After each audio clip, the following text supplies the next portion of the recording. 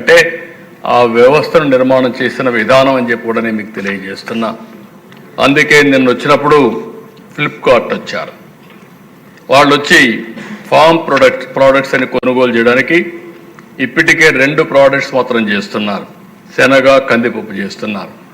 రేపు రాబోయే రోజుల్లో క్లస్టర్స్ పెట్టి ఫ్లిప్కార్ట్ ద్వారా మొత్తం ఎంత కావాలనో చేయడానికి, ప్రోడక్ట్స్ అన్నీ కొనుక్కోవడానికి, వాళ్ళకి ట్రైనింగ్ ఇవ్వడానికి, లేకపోతే కెపాసిటీ బిల్డ్ చేయడానికి, ప్రోడక్ట్ రిసిప్ ఇవ్వడానికి వాళ్ళు ముందుకు వచ్చారు. ఇది కానీ మనం ఉపయోగించుకుంటే మన ఊర్లో పండించిన పంటల్ని వ్యవసాయ ఆధార పరిశ్రమల ద్వారా మంచి ప్రోడక్ట్స్ చేసి మనం ప్రపంచం మొత్తం అమ్మే పరిస్థితి వస్తుంది. చాలా వరకు మన వాళ్ళు చూస్తే నేచురల్ ప్రొడ్యూస్ అన్ని ఉపయోగిస్తున్నారు. కొన్ని ఎగ్జాంపుల్స్ నేను చూశాను అధ్యక్ష. Nature Araku coffee. Araku coffee అంటే నాకెంతో ప్రేమ. ఒక గిరిజన ప్రాంతంలో వచ్చిన కాఫీ ప్రపంచం మొత్తం ఈరోజు పేరు వచ్చిందంటే అది 30 ఏళ్లకు మునుపు ప్రారంభించిన కార్యక్రమం అని చెప్పి కూడా నేను మీకు తెలియజేస్తున్నాను. అప్పుడు ఎవరు నమ్మలేదు. అక్కడి నుంచి చేశాం. ఒకసారి ప్రధానమంత్రి గారు వస్తే నేను అక్కడ ఎగ్జిబిషన్ పెడితే ఆయనకు అరకు కాఫీ ఇచ్చి టేస్ట్ చేయమంటే చాలా హ్యాపీగా ఫీల్ అయ్యారు. మొన్న ప్రధానమంత్రి గారు ఒక ట్వీట్ పెట్టి అరకు కాఫీ గురించి మాట్లాడితే అది బ్రహ్మాండంగా ప్రజల్లోకి వెళ్ళింది. నేను ఆ రోజు పెట్టిన నాంది ఫౌండేషన్ అది రెడ్డి ల్యాబ్స్కి ఇచ్చాము. ఆ రోజు పెట్టమన్నాం. అది పెట్టిన తర్వాత ఆనంద్ మహేంద్ర ఇప్పుడు హ్యాండిల్ చేస్తున్నారు, మహేంద్ర గ్రూప్ చైర్మన్. నాంది ఫౌండేషన్ ఫస్ట్ టైం ఈ యొక్క అరకు కాఫీ ప్యారిస్లో పెట్టారు. ఈరోజు ప్రపంచం అంతా వెళ్ళే పరిస్థితి వస్తుంది. మొన్న ఒక అతను వచ్చి నేచర్ అరకు కాఫీతో ఒక ఒప్పందం చేసుకున్నాం. అతనికి ఒక అభిమానం ఉంది. ఇక్కడే పుట్టాడు, విశాఖపట్నంలో ఉంటాడు. ఒక వర్మ అనే ఒక వ్యక్తి.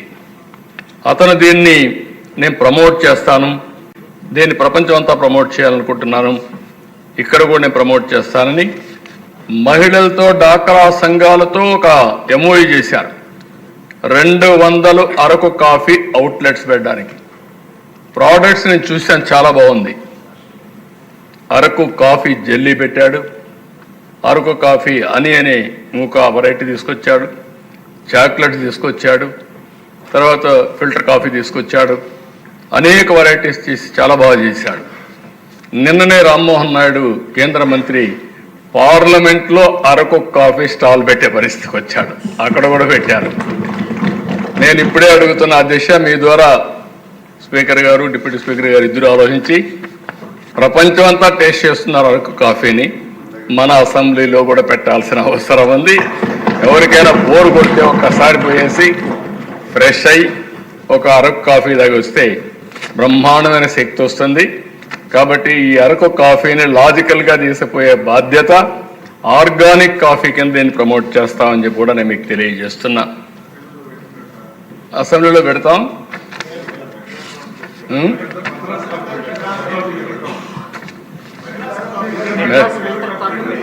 ఆ కాఫీ ఎక్కడి నుంచి వస్తుందో తెలియదు కానీ నేను చెప్పను, నేను దాని గురించి మాట్లాడడం లేదు. అరకు కాఫీ సర్టిఫికేషన్, అదే సమయంలో ట్రేసబిలిటీ. ఏ చెట్టు వచ్చింది, ఏ రైతు పండించాడో ట్రేసబిలిటీ వస్తుంది. మీరు తాగేది ఆర్గానిక్ కాఫీ అవునా కాదా కూడా సర్టిఫికేషన్ ఉంటుంది. మీరు తాగేటప్పుడే ఒకసారి చూసుకొని తాగొచ్చు. ఆ గ్యారంటీ నేను ఇస్తున్నా.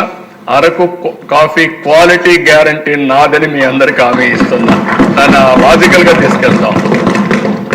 అదే మరిగా దేశ ఆంధ్రప్రదేశ్లో కోక్ కూడా చాలా ఎక్కువ పండిస్తారు. మీ జిల్లాలో మెట్ట ప్రాంతాల్లో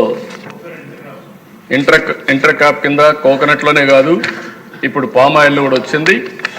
దేశంలో పండించే కోక్లో ఆంధ్రప్రదేశ్ మీరు చూస్తే 80% ఇక్కడే ప్రొడక్షన్ వస్తుంది. ఈ 2 డెడ్లీ కాంబినేషన్ అధ్యక్ష. 2 కానీ చాక్లెట్స్ తయారు చేయాలన్నా, కాఫీ తయారు చేయాలన్నా, ఒకవేళ స్టిమ్యులేట్ చేయాలంటే కోక్ కూడా చాలా ఉపయోగపడే పరిస్థితి వస్తుంది. మనం దీన్ని కూడా ఇది చేయగలిగితే మంచి మన రైతాంగానికి మేలు జరుగుతుంది. రెండోది రాష్ట్రానికి కూడా ఉపయోగపడుతుంది. ఈ విధంగా దిశ మనం మీరు చూస్తే చాలా ఇది చేశాం, ఎంఓయూలు చేశాం. ఈరోజు మీరు చూసినప్పుడు గెటోస్ కేఫీతో ఒక రీటైల్ అవుట్లెట్స్ పెట్టడానికి, ఈటబుల్ అవుట్లెట్స్ పెట్టడానికి, చిన్న చిన్న రెస్టారెంట్ పెట్టడానికి ముందుకు వచ్చారు. వాళ్ళతో కూడా చేసాం. వాళ్ళే ఇంగ్రీడియంట్స్ ఇస్తారు, ప్రాసెస్ ఇస్తారు, రెసిపీ ఇస్తారు. మనం కానీ అవన్నీ చేస్తే చాలా ఉపయోగం ఉంటుంది, కూడా చేయమని చెప్పాం. ఇంకో పక్కన దిశ వ్యవసాయేతర ఉత్పత్తులు డాక్రా మహిళలకు శిక్షణ ఇవ్వడానికి, మార్కెటింగ్ ఇవ్వడానికి వృత్తి క్యాపిటలిస్ట్ మేనేజ్మెంట్ సర్వీస్తో ఒక ఒప్పందం చేసుకున్నాం. ఇంకొక పక్క ఫామ్ వేదాతో ఒక ఒప్పందం చేసుకున్నాం.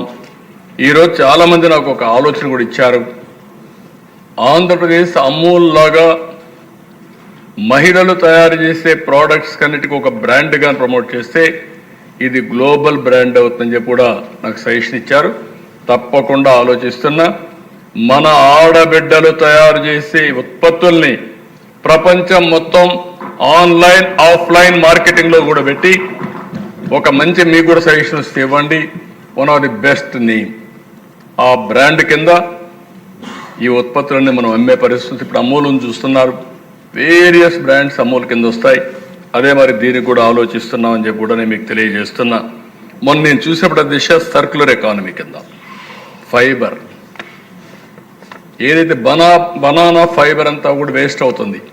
నాకు చాలాసార్లు ప్రైమ్ మినిస్టర్ గారు కనపడినప్పుడు మాతో డిస్కషన్ వచ్చినప్పుడు మీ దగ్గర బనానా ఉంది, దాన్ని అంతా వేస్ట్ చేస్తున్నారు, ఎందుకు మీరు దాన్ని ఉపయోగించకూడదని అడిగారు. కానీ నాకు అప్పుడు సొల్యూషన్ దొరకలా. నిన్న సొల్యూషన్ దొరికింది. బనానా ఫైబర్తో బ్యాగులు తయారు చేస్తున్నారు, శారీస్ వస్తున్నాయి, బట్టలు వస్తున్నాయి, ఆ నుంచి బొమ్మలు వస్తున్నాయి, చాలా తయారు చేస్తున్నారు. రెండో ఉద్దేశం గుర్రపు డెక్క. ఇది ఒక పెద్ద సమస్య అనుకుంటాం. ఇది కూడా గుర్రపు డెక్క కూడా ఒక సంపద సృష్టించడానికి మనకు వస్తుంది. దాంతో కూడా బ్యాగులు తయారు చేస్తున్నారు. మీ జిల్లాలో అయితే మీరు ప్రొక్లైన్ పెట్టి చేశారు, మీరు చాలా అవస్థపడ్డారు. ఇప్పుడు మీరు కూడా దాన్ని అందరికీ తయారు చేస్తే గుర్రపు డెక్క కూడా ఒక సర్క్యులర్ ఎకానమీలో సంపద సృష్టించే పరిస్థితి వస్తుంది. వాల్యూ చైన్కి ఉపయోగపడుతుందని చెప్పి కూడా నేను మీకు తెలియజేస్తున్నా. ర్యాపిడో మీకు అందరికీ ఐడియా ఉంది. ఓబరైజేషన్ ఇన్ ట్రాన్స్పోర్టేషన్ వీళ్ళతో ఒక ఒప్పందం చేశాం. 1000 వెహికల్స్ అవి కూడా ఎలక్ట్రిక్ వాహనాల కింద ముందుకు వచ్చారు. నేను కొంతమంది మహిళలతో మాట్లాడాను, మీరు చేస్తారా ఇది అన్నాను. అందరూ కూడా ఆటోలు కానీ మోటార్ వెహికల్ కానీ మేము చేస్తా ఉన్నారు. ఒక ఆడబిడ్డ చదువుకొని ఉద్యోగం చేస్తామంటే